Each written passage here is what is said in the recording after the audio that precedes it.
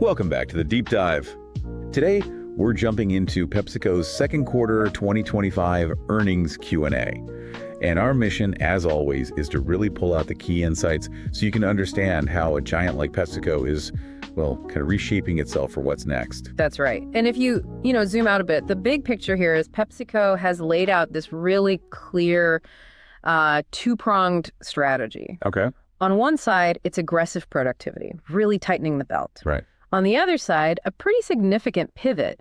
They're deliberately moving towards growth where consumer trends are heading. And management sounds confident. Yeah, the overall feeling from them is pretty confident about hitting those long-term targets. And they point to specific initiatives across, their whole diverse portfolio. Okay, so efficiency and growth makes sense. Let's dig into that efficiency piece first, because it sounds like more than just trimming the edges. Oh, definitely. Management was really clear, these productivity things, not a one-year fix. Right. They're talking multi-year opportunity.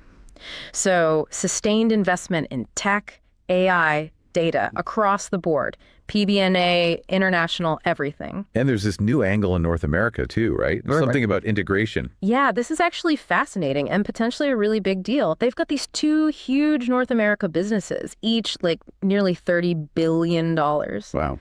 And historically, they've just operated side by side, full value chains separate. Now with new tech data systems, they're looking at integrating operations. Okay, so what does that actually mean? Better cost structure? Exactly, improving the whole cost structure over the next, say, 3 to 4 years. And that includes optimizing how they serve tricky segments like rural areas, small stores, away from home. So getting smarter about reaching every customer. And is this integration idea going global too? You mentioned global capability centers? Yep. That's the other piece. Setting up these centers to service businesses as one PepsiCo. One PepsiCo. Right. Unified tech, standard processes, real-time info. The idea is to create, substantial value, cut redundancy, get more agile. Sounds like a massive project. Yeah. Can we put some numbers on it? Like, what's the impact for, say, the rest of this year? Yeah, they gave some specifics. For the second half of 2025, they expect about 70% more productivity than the first half. 70% more. That's quite an acceleration. It is. And it's heavily skewed towards Frito-Lay North America, FLNA. Why Frito-Lay specifically? Well, partly just its size, but also a particular need there to right-size assets and fixed costs. Basically making sure their factories and overhead match demand better. Avoid that expensive extra capacity. Okay, so a big jump. What concrete steps are they taking? I imagine some of this isn't easy. No, probably not. Actions include closing 2 plants because they have too much manufacturing capacity. Okay. Though they were careful to say they're keeping room for growth, they're also shutting down some production lines. Importantly, those can be reactivated if needed. So some flexibility built in. Exactly. And yes, right-sizing the workforce, again, with flexibility. Beyond the big fixed stuff, it's procurement savings. New ERP systems help there. Right, those big software systems. Yeah. Optimizing management layers, looking hard at expenses like travel, outside contracts. Standard stuff, but sounds like they're serious. How confident are they this will all work, especially with external stuff like tariffs? They expressed high confidence, said many actions are already happening or done, and yes, they've apparently factored tariffs into the outlook and have plans to mitigate them. Impressive. Okay, so lots of work on efficiency, but you can't just cut your way to glory. Where's the growth coming from? Let's pivot. Top line, North America Foods, PFNA. Right, PFNA. Primary focus there is stabilizing the overall category, which as leaders, they kind of have to do, right? Sure. So very specific investments in value, making sure people stick with their brands, better entry points, better everyday prices. It's not all premium. And are specific brands doing well? Yeah, seeing improvement in subsegments, Cheetos and extruded snacks, Doritos and tortilla chips. But the really interesting story is the Permissible portfolio. Ah, yes, the healthier stuff. Exactly. It's grown to over $2 billion now. Brands like SunChips, PopCorners, Sierra, and they had a really successful relaunch of Simply. Over $2 billion. That's substantial. Yeah. What made Simply work this time? Honestly, pretty basic stuff. They fixed availability and affordability. Yeah. And now trial is way up. It just shows consumers want these options if they can actually find them and afford them. A good lesson there. It's not always about fancy new things. Sometimes it's just execution. What about the icons? Lay's, Tostitos. Big relaunches coming for both. Lay's in Q4, Tostitos in Q1. That's the angle. elevating the real food idea. Simple ingredients, getting rid of artificials. It shows they're transforming the core, not just adding new stuff on the edges. Okay. And another big theme seemed to be away from home. What's the play there? Huge emphasis. It's yielding more locations, good returns for both food and drinks. Right. They see it as a key channel for future innovation, too. Think mini meals, ready-to-eat stuff. It's all about convenience and grabbing people on the go. PepsiCo's distribution is perfect for that. Makes sense. Okay, shifting gears. Beverages. North America, PBNA. What's happening there? Strong focus on improving cola performance, especially the no-sugar colas, That's that going? leading to positive share performance, actually. U.S. and globally, that's critical given the whole trend away from sugar. Definitely. And what about sports drinks, hydration?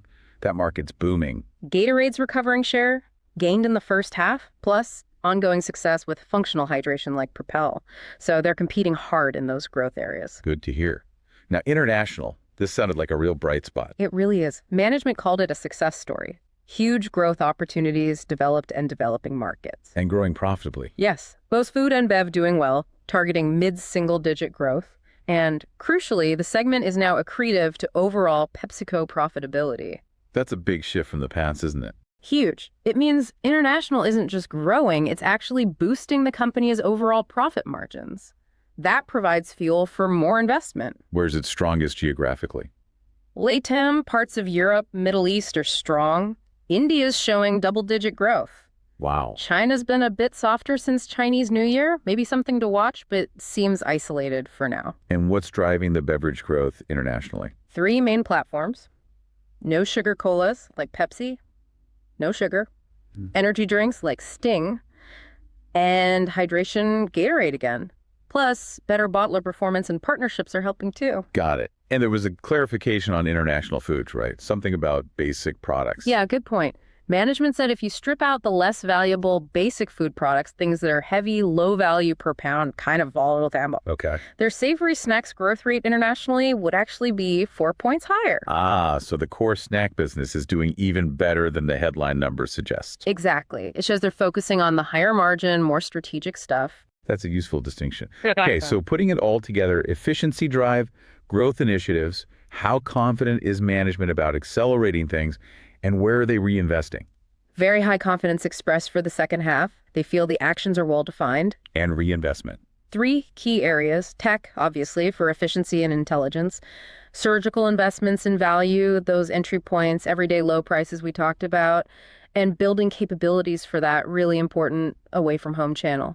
What about advertising and marketing, A&M? Are they cutting that to pay for this? No, actually the opposite. They said A&M levels have been kept high for 5 years, and they're getting more productive with their media spend. So enough money to defend the core brands and build the new stuff. That seems to be the plan. Optimize the spend, don't just cut it. So the end game here, what are they aiming for long term? The goal is sequential improvement. Better top-line growth, better market share, quarter by quarter. They want to get back to the low end of their long-term growth algorithm, their usual target range in the next few quarters. A return to steady, predictable growth. Makes sense. Yeah. You mentioned permissibility earlier with snacks. How wide is their definition? It sounded like more than just ingredients. You're right. It's broader. Yes, ingredients, cooking methods, but also, interestingly, portion control. Portion control as permissible. Yeah. Over 60% of their U.S. food volume is now in smaller formats. They see that as a key way to fit into healthier diets, on-the-go lifestyles. It's a smart way to stay relevant. That is a fascinating take. Right. Very holistic. Okay, another huge category. Energy drinks. What's PepsiCo's strategy there? They don't own all the big brands. No, it's multifaceted. They own stakes in some, like Celsius. They distribute others. They leverage joint ventures like Starbucks. So it's about controlling the distribution. Exactly. Extracting value from their massive distribution network, especially in away from home and small stores. They don't need to own everything if they control the path to the consumer. Smart. Looking ahead, any big product shifts? Ingredients, maybe? Definitely committed to evolving ingredients based on consumers. They have a technical roadmap to get artificial colors and flavors out of drinks and foods, adapting as preferences and regulations change. And one more thing. Sounded like a big beverage push coming. Something about protein. Yeah, they called it a broad chain push. Basically, a major focus on protein beverages. Big launches planned for Q4 and Q1. What's the promise? Superior taste, no artificials, tapping into that huge consumer trend for functional nutrition, they sounded surprisingly positive about how well their brands test in these spaces. Okay, that's a lot to digest. So let's synthesize. We've got aggressive productivity, strategic pivots to permissible functional, big focus on away from home and international. What does this all mean for you, the listener, maybe thinking about PepsiCo from an investment angle? Well, first, that productivity drive. It's aimed squarely at expanding margins, even if the environment is tough. That's a direct lever for profitability. Right. And the pivots, permissible, functional, away from home, international, that's not just defense.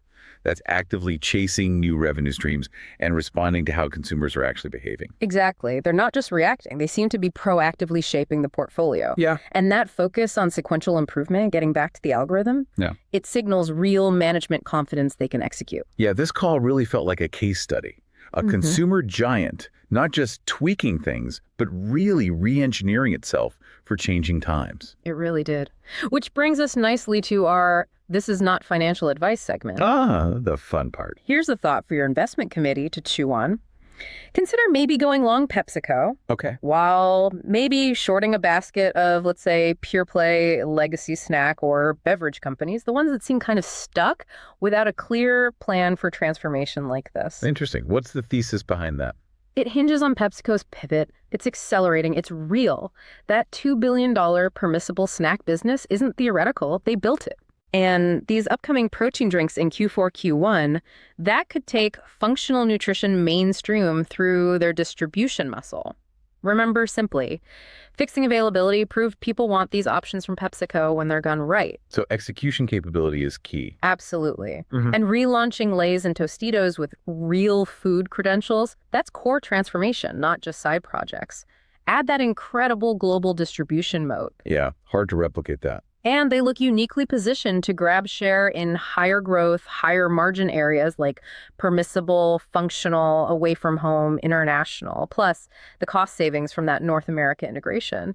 That just fuels more investment and helps the bottom line. So the argument is this isn't just adaptation, it's a fundamental strategic repositioning. That's the idea. Designed for a new consumer era, putting them structurally ahead of peers who maybe aren't moving as fast or as decisively. Okay, quite the thought experiment there. So wrapping up today's deep dive, we've dissected PepsiCo's Q2 2025 call. Clear focus on productivity, strategic portfolio evolution towards permissible and functional, and really leaning into growth channels like away from home and international. Yeah, it's clear they're making significant foundational moves. Investing, changing operations, looking at both the near-term P&L and long-term sustainable growth. And remember, everything we've discussed here, it's for your education, your understanding. It is definitely not investment advice. Hopefully it sparks some thoughts. So the question we leave you with is, how might these moves by a giant like PepsiCo ripple through the whole consumer staples landscape? What shifts do you think we'll see on the shelves based on this kind of strategic thinking? Something to ponder.